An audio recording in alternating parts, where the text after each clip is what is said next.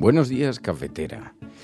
Presentar a Aragón como el laboratorio del estado de salud del sanchismo es un marco que viene trucado de fábrica.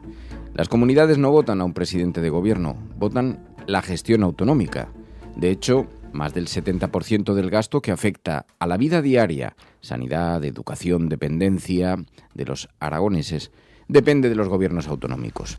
Y las elecciones se explican mucho más por los liderazgos locales, por los pactos, por la aritmética electoral que por la Moncloa.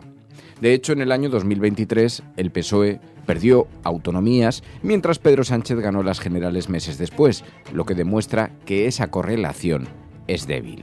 En Aragón, además, la derecha ha concentrado el voto en torno al bloque Partido Popular-Vox en una comunidad que está envejecida y con un voto progresista fragmentado, ganando incluso sin una mayoría social clara. Y cuando miramos los datos sociales, el relato del castigo se cae. Récords de empleo, subidas del salario mínimo interprofesional del 54% desde el 2019, con especial impacto en territorios industriales y rurales, y una fuerte llegada de fondos estatales contra la despoblación. Así que el verdadero laboratorio, lo que se está jugando, el escaparate aragonés, no es para el Partido Socialista, sino para un Partido Popular que está probando hasta dónde puede normalizar a la ultraderecha con recortes en igualdad, en memoria democrática y en toda suerte de derechos. Por eso, el mayor error de los progresistas sería aceptar esa idea del desgaste permanente que tanto le interesa al PP, porque cuando hablamos de datos, de empleo, de derechos y del supuesto referéndum contra el sanchismo, simplemente no se sostiene.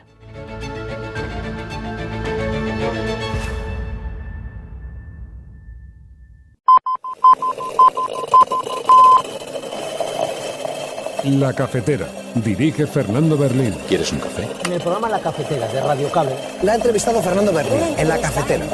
Mañana en La Cafetera de Radio Cable. Porque con las cosas que había dicho, que yo le oí la grabación del programa de Fernando Berlín. Cuba está dispuesta a un diálogo con los Estados Unidos.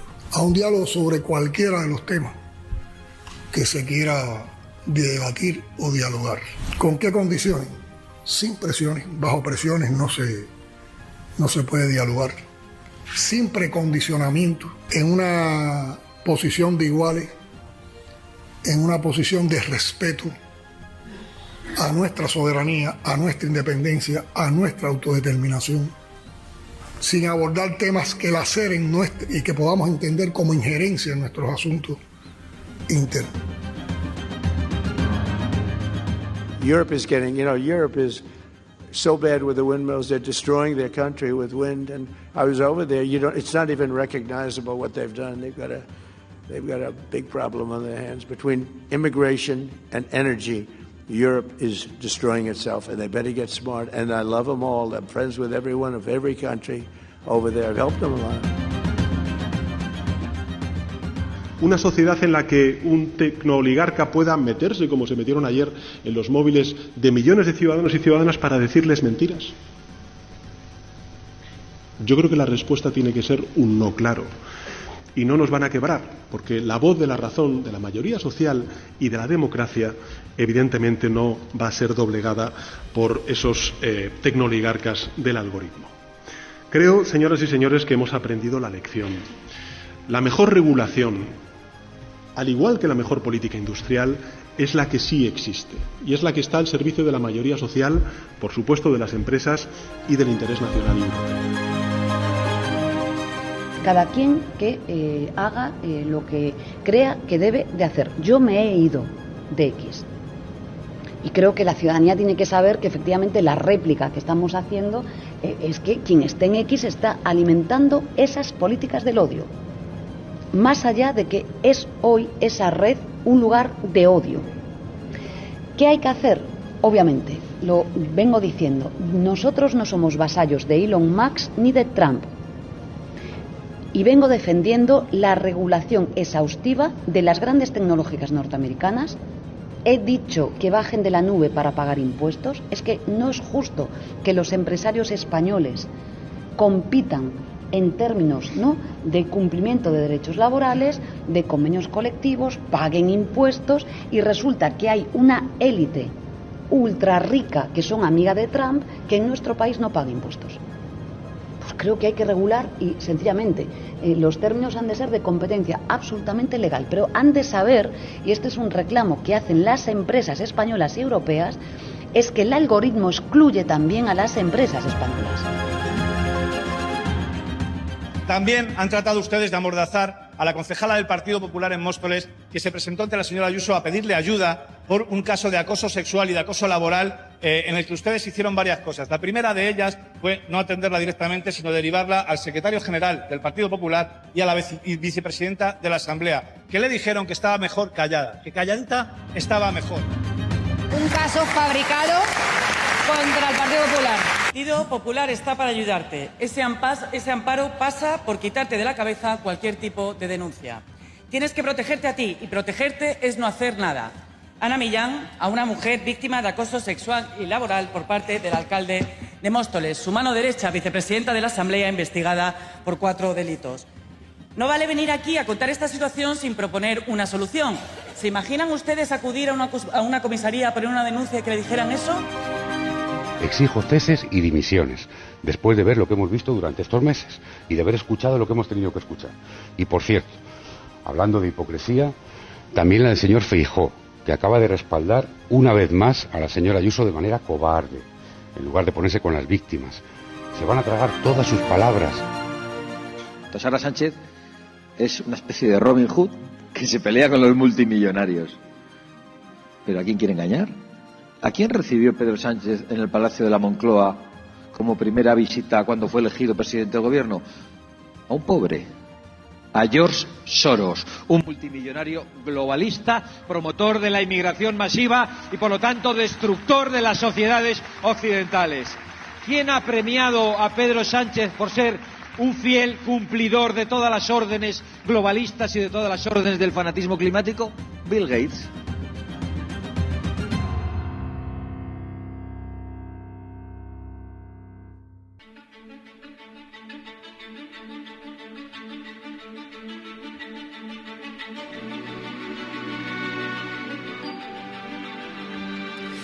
Muy buenos días a todos, bienvenidos a este programa. Una mañana en la que efectivamente las elecciones aragonesas, que ya llegan a su recta final esta semana electoral, que culminará con la convocatoria, pues protagoniza parte de la prensa, parte de la atención de los medios de comunicación, no todo, porque hay otros temas que están también sobre las mesas de redacción y en las portadas de los periódicos, pero es uno de los asuntos que sí que centran la atención. Por eso me parecía bastante relevante concretar, entrar a través de estas elecciones en Aragón, porque hay muchas cosas que son las que se van a medir, pero una de ellas, y van a tratar de poner el foco desde la derecha y desde luego una buena parte de los medios de comunicación y el propio Partido Socialista también, los disidentes del PSOE, tratarán de señalar a Pedro Sánchez por el resultado electoral. Es algo que ocurre siempre después de unas elecciones, ocurre dentro de los partidos políticos.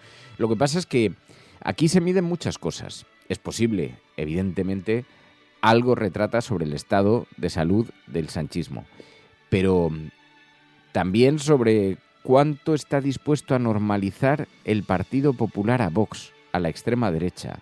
Aragón como prueba de la ultraderecha. La estrategia del Partido Popular es la que también se está examinando, se dirime. La jugada oculta que tiene el PP. ¿Pondrá el gobierno en manos de Vox? ¿Vox está dispuesto a entrar en los gobiernos o pretenderá seguir capitalizando poder, manteniéndose a una cierta distancia, pero entregando los votos para que pueda gobernar el Partido Popular? También veremos qué se mide, cuánta fortaleza tienen los partidos políticos ante esta convocatoria. Y quienes llegan desgastados también, evidentemente. Pero fijaos, es que además todo esto se abre con guerra interna entre el PP y Vox. Santiago Abascal dice que hay una campaña contra ellos promovida por el Partido Popular, una guerra sucia, dice Abascal. Lo que es sorprendente es que esa censura que pretende Pedro Sánchez sea celebrada por el Partido Popular, que ha dicho que la idea era de ellos. Que se peleen por el padrinazgo de las ideas en realidad no tendría que sorprendernos tantos, porque comparten prácticamente todas las políticas en Bruselas. A mí me sorprende todavía un poco la guerra sucia que pretende el Partido Popular con sus mensajes contra Vox y a través de sus terminales mediáticas, pero también tiene una explicación. El Partido Popular no quiere que se hable de su estafa política. El Partido Popular no es capaz de explicar, y está por aquí Feijóo estos días y debería explicarlo, por qué dice una cosa distinta en Murcia y en Aragón. No es capaz de explicar por qué en Bruselas apoyan las políticas de la inmigración masiva y el Pacto Verde que arruina al campo y a la industria, y en cambio en España hacen como que se oponen. No es capaz de explicar por qué el Partido Popular es el partido de los 1000 discursos, y eso es lo que tenían que explicar. Como no pueden hacerlo, pues se lanzan a la guerra sucia. No, a la guerra sucia se han lanzado miembros de Vox, que en estos días han filtrado unos audios donde se escucha a miembros de la candidatura del partido en esa región, en Aragón, cargando directamente, insultando al líder de Vox. ¿Cómo será? Son varios audios quien los ha difundido ha sido el periódico ABC. Claro, según Abascal, todo esto es una guerra promovida por el Partido Popular. Hombre, si son excargos de Vox en Aragón, publicado en el ABC, pues una guerra más bien interna, más que del Partido Popular. A veces los publicó, allí se escuchaban miembros de la candidatura de Alejandro Nolasco insultando al líder nacional del partido por salirse del gobierno autonómico, y decían cosas como: menudo conocimiento de España tiene Abascal, no tiene ni puta idea, es un puto basto. Y los audios no tienen desperdicio, los tenéis en el periódico ABC. Pero bueno, esto ha hecho que la campaña allí pues cobre una cierta intensidad y este asunto pivote en torno a las últimas horas de contienda. Vamos a ver, en todo caso, porque de los resultados yo creo que sí que hay algunas cosas que son relevantes que se pueden poner encima de la mesa en estas horas, porque más allá de dónde acabe, cómo termine este encuentro electoral, de lo desgastado que pueda salir el Partido Socialista, el marco de que se examina en realidad el PSOE, el sanchismo, está bastante trucado, porque una comunidad autónoma no es un plebiscito sobre Pedro Sánchez. Pues eso es un análisis bastante poco serio. De hecho, como os decía, en más del 70% del gasto público que afecta a la vida diaria es competencia de las autonomías, el 70% del gasto. Es decir, allí podrán votar contra Sánchez, pero en realidad quien gestiona sanidad, educación, dependencia es el gobierno que les gobierna a ellos. Poco tiene que ver allí lo que diga Pedro Sánchez sobre Elon Musk. Las elecciones, además autonómicas, históricamente se explican mucho más por los liderazgos locales, por los pactos, por la gestión, por la proximidad del que se presenta, mucho más que por el gobierno central. Y el dato que decíamos antes, en el año 2003 el PSOE perdió autonomías mientras Pedro Sánchez ganó las generales meses después. Así que la correlación no es precisamente muy, muy fuerte. Por otra parte también, aquí vemos a una derecha que está hiperconcentrada. La derecha se ha convertido allí en un experimento, es un laboratorio de las alianzas PP-Vox y no precisamente un termómetro socialdemócrata. Si además vemos los datos un poquito de las tasas, Aragón tiene las tasas de envejecimiento más altas de España, y esto históricamente favorece opciones conservadoras, por lo menos hasta ahora ha sido así. Así que se podrán buscar muchas explicaciones, sabremos ya el domingo si todo esto qué influencia tiene directamente en el voto, pero por ejemplo el voto progresista en Aragón está muy fragmentado, está el PSOE, está CHA, está Izquierda Unida, está Podemos, ahora Sumar, y la derecha sin embargo se ha concentrado en torno a PP y Vox. Y allí donde la derecha concentra el voto suele ganar incluso sin una mayoría social clara. O sea, que gana más la aritmética del bloque conservador que la antipolítica contra Pedro Sánchez. Y luego, cuando hay datos sociales, si Aragón de verdad fuera un test del fracaso del sanchismo, pues los datos sociales de las políticas del gobierno estarían funcionando mal. Pero es que Aragón ha alcanzado unos máximos históricos de ocupación en la EPA. en la legislatura. Allí también ha subido el salario mínimo un 54%, y eso beneficia especialmente a comunidades como esta que tienen empleo industrial o rural, como Aragón. Y es una de las comunidades autónomas que más fondos ha recibido del Estado para cohesión territorial y para reto demográfica. Así que poco podrán culpar los aragoneses al gobierno de Pedro Sánchez. Otra cosa es que lo que vayamos a ver aquí, lo que se esté experimentando realmente aquí, es el laboratorio de Pepe Vox. Un campo de pruebas para ver cuánto normalizan a la ultraderecha desde el Partido Popular. Y si después le dejan entrar en el gobierno, o le dan unas consejerías, o bien le dan unas migajillas, o bien con la mano por debajo mantienen los acuerdos. Porque en Aragón se han aplicado recortes en política de igualdad, memoria democrática, cooperación tras el pacto PP-Vox, se ha cuestionado consensos como la violencia machista, el cambio climático, derechos LGTBI. Así que Aragón, más que la salud del sanchismo, lo que mide es la tolerancia democrática del Partido Popular. Bueno, pues este fin de semana se celebran las elecciones, alguna encuesta apunta, señala la fortaleza del PP y de Vox frente a la debilidad del Partido Socialista, y veremos. Mientras, el candidato del PP en Aragón tiene protagonismo esta mañana en la portada del periódico El Mundo. El cabreo de la gente puede servir para gritar como Vox o ser útil como el Partido Popular, dice el periódico El Mundo. Aunque hoy, en su persistencia, el periódico El Mundo vuelve a llevar a Zapatero a su portada.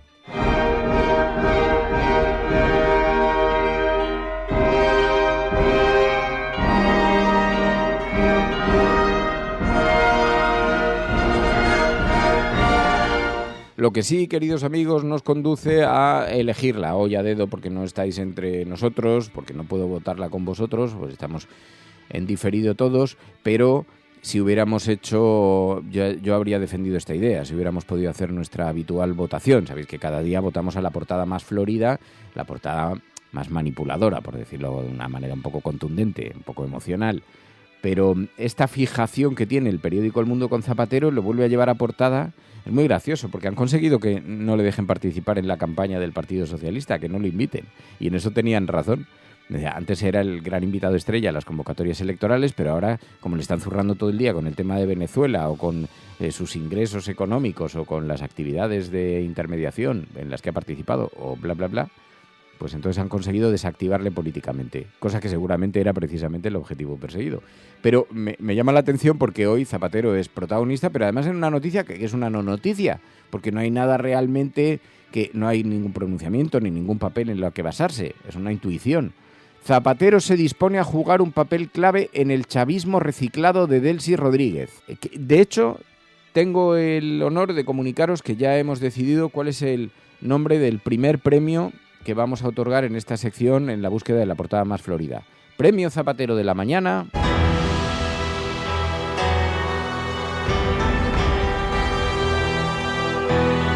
Para el periódico El Mundo. Porque, madre mía, qué fijación. Pero bueno, tenemos esto en su portada. En el periódico ABC, Salazar, el ex asesor de Sánchez, dice que ha colaborado en secreto con la campaña de Alegría. Asegura que nadie en el PSOE le exigió la dimisión. Ferraz asume la debacle en Aragón, pero la exministra no dimitirá. Paco Salazar es que compareció ayer en la comisión del caso Koldo en el Senado, y entonces le vimos por primera vez allí en una defensa sobre su relación con el Partido Socialista, después de haber recibido estos señalamientos por acoso laboral y acoso sexual.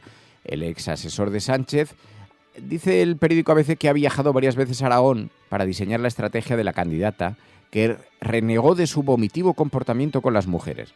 O sea que resulta que ha seguido ayudando al PSOE pese a lo que en los primeros días se dijo de él y de su comportamiento. Según el periódico ABC, este es el asunto. En La Vanguardia esta mañana, España ya tiene las capacidades militares que le pide la OTAN. El alto mando de la organización dice que no es realista que Europa tenga un ejército propio. Lleva una entrevista al presidente del Comité Militar de la OTAN, Giuseppe Cabo Dragone, que pone en valor la posición de España, las capacidades militares que la OTAN le estaría demandando, y sin embargo, según Giuseppe Cabo Dragone, ya lo estamos haciendo. Esto es uno de los asuntos que ocupa la atención esta mañana de los medios de comunicación, de los periódicos impresos, mientras la borrasca Leonardo deja 7.000 desalojados en Andalucía. Las fotografías ocupan también el espacio en la portada del periódico La Razón, que sí lleva su titular a las elecciones aragonesas. Vox bloqueará los nuevos gobiernos para reforzar su posición electoral. La derecha se alza en todos los segmentos de Aragón. Pedro Sánchez culpará del batacazo a la ola ultraglobal. Se anticipa el periódico La Razón en un ejercicio de magia y de esoterismo informativo, así como adelantándose, viendo a ver por dónde pueden ir las cosas. Pero bueno, han pasado otras cosas. Puigdemont, sentencia del Tribunal Superior de Justicia de la Unión Europea, una victoria para el independentismo catalán, decía ayer Carles Puigdemont. Revoca la decisió, la sentència, i amb una contundència insòlita del Tribunal General. Però en segon lloc, sobretot, perquè és una plantofada molt dura al Parlament Europeu, que ha vist com se li han anul·lat. La sentencia no tiene efectos prácticos, pero lo que hemos sabido es que el Tribunal de Justicia de la Unión Europea ha anulado la decisión del Parlamento Europeo de retirar la inmunidad a Puigdemont. Dice que falta de imparcialidad del eurodiputado ponente del suplicatorio, que formaba parte del mismo grupo que Vox, que ejercía la acusación contra el expresidente del Supremo. Pero lo que sabemos es que se ha anulado la decisión de retirarle la inmunidad a Puigdemont. Y aunque ahora este nuevo pronunciamiento jurídico no es que tenga un efecto práctico, porque ya no es eurodiputado, aguarda otra sentencia del Tribunal Superior de Justicia de la Unión Europea que resolverá si la ley de amnistía choca con la normativa europea, pero lo que resume todo esto es que está ganando en los tribunales europeos lo que los tribunales españoles aquí le están negando. Ese vendría a ser el rechazo. Pero claro, como ya no se habla de Puigdemont, como la cuestión en Cataluña está más normalizada y como el Partido Popular intenta acercarse un poquito a Junts para ver si los necesita, o bien para una moción de censura, o bien en el futuro para pactar con ellos, pues está jugando ya en clave de tibieza, hasta en esto, que se han pronunciado bastante poco. Pero bueno, mientras tanto, aquí vemos otras cuestiones que hoy centran la atención en la prensa de nuestro país. Fijaos, hay un lío montado con el Partido Popular y un caso de acoso sexual, acoso laboral en Móstoles, en la alcaldía de Móstoles. Esto fue denunciado por el periódico El País. Los populares han arropado en bloque al alcalde de Móstoles frente a una exedil que había realizado esas acusaciones, y lo que hemos sabido, y esto ha terminado en el debate público con una buena bronca, es que el Comité de Derechos y Garantías del PP archivó el expediente sobre esa denuncia de la concejala que acusó de acoso laboral y sexual al alcalde de Móstoles. Intentaron que esa denuncia no viera la luz, por lo menos es lo que hemos escuchado en los testimonios y en el Parlamento, porque ya veréis qué ajetreo. Para empezar, Isabel Díaz Ayuso dice que todo este caso es mentira. Claro, afecta, ella es la presidenta de la comunidad, en Madrid, a uno de los ayuntamientos de su comunidad. Dice que todo esto es mentira, que es un caso fabricado, pero la oposición le recuerda lo que le dijeron a esta mujer, a la denunciante, en su propio partido. Un caso fabricado contra el Partido Popular. El Partido Popular está para ayudarte. Ese amparo pasa por quitarte de la cabeza cualquier tipo de denuncia. Tienes que protegerte a ti, y protegerte es no hacer nada. Ana Millán, a una mujer víctima de acoso sexual y laboral por parte del alcalde de Móstoles, su mano derecha, vicepresidenta de la Asamblea, investigada por 4 delitos. No vale venir aquí a contar esta situación sin proponer una solución. ¿Se imaginan ustedes acudir a una comisaría a poner una denuncia y que le dijeran eso? Te tiran los tejos, tú le das calabazas y a partir de ahí todo cambia. Serrano, su número 2. Por cierto, no es tirar los tejos, es acoso. ¿Entiende la diferencia, señor Serrano? Esta mujer, víctima de acoso laboral y sexual, también acudió a usted, señora Ayuso, pero usted no se dignó a reunirse con ella. Sí lo hizo con su acosador, pero a ella le envió a sus secuaces para que le explicara que mejor la boquita cerrada. Ahora que se sabe todo, ¿qué va a hacer? Yo no he venido a este pleno a hacerle la campaña a Pilar Alegría, que se está hundiendo en Aragón y están utilizando, mientras Salazar está yendo al Senado, un caso fabricado contra el Partido Popular. No puede ser tan dócil ante los episodios de acoso sexual.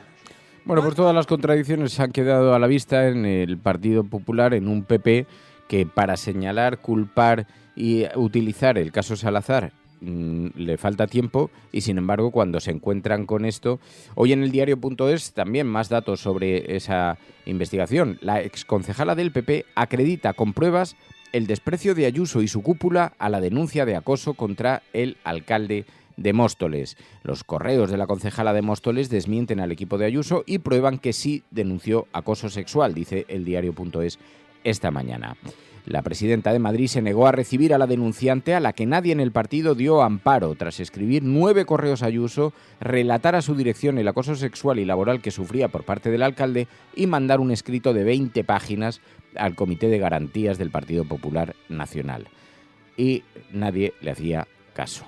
Mientras tanto, Óscar López acusa de hipocresía al Partido Popular de Isabel Díaz Ayuso. Exijo ceses y dimisiones, después de ver lo que hemos visto durante estos meses y de haber escuchado lo que hemos tenido que escuchar. Y por cierto, hablando de hipocresía, también la del señor Feijóo, que acaba de respaldar una vez más a la señora Ayuso de manera cobarde.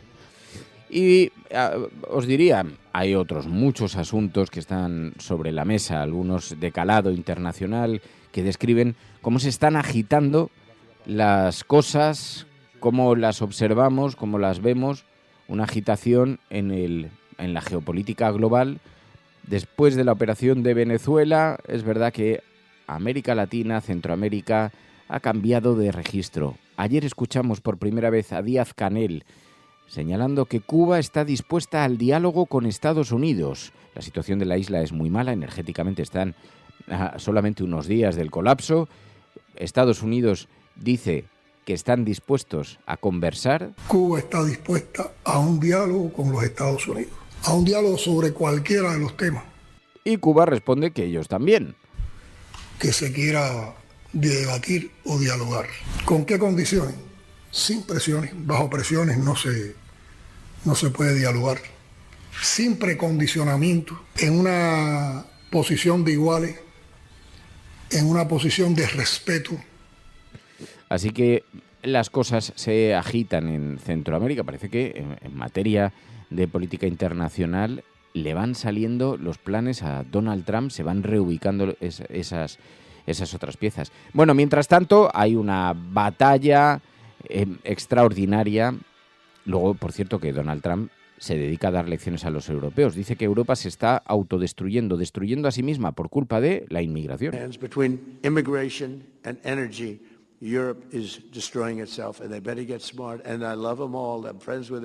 Permite dar mensajes y lecciones a los europeos. Pero bueno, el gran pulso en todo caso, ya sabéis que lo está viviendo el gobierno de España contra los tecnooligarcas. La democracia no será doblegada, ha dicho el presidente del gobierno, Pedro Sánchez. Una sociedad en la que un tecnooligarca pueda meterse, como se metieron ayer, en los móviles de millones de ciudadanos y ciudadanas para decirles mentiras.